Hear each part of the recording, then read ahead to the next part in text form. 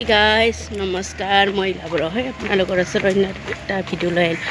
কালি দিনত evening duty 12টাত যায়, ৰাতি 2:15 আহিছোঁ।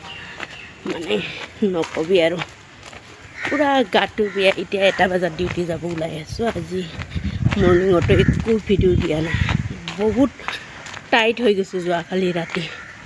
মানে পূৰা 2 বজাত লাগি কেছ হোৱাটো অতীত মুখৰ কথা নহয়। মানে অপাৰেশ্যনবিলাক ইমান দীঘলীয়া পূৰা টাইট হৈ গৈছে। যোৱাকালি ৰাতি বাৰু লাঞ্চ দিছিলে, ৰাতি চিকেন থালি দিছিলে। ৰাতি 2 বাজি গ'ল।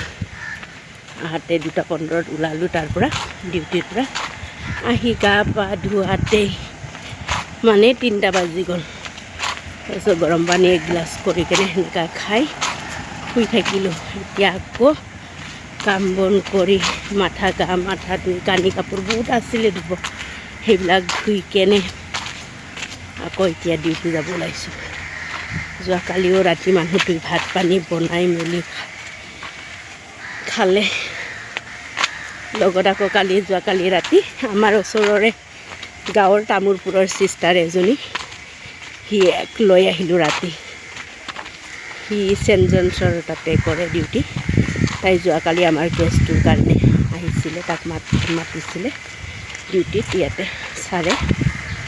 এতিয়া আৰু তাক ক'লোঁ আমাৰ ঘৰতে তেতিয়া ইমান ৰাতি যাব নালাগে। তাই আহিলে ভিডিঅ'টো ইমান দীঘলীয়া নকৰোঁ এইখিনিতে। আপোনালোকে যদি মোৰ ভিডিঅ'টো চাই ইণ্টাৰেষ্টিং লাইক কৰিব, কমেণ্ট কৰিব, শ্বেয়াৰ কৰিব। বাই।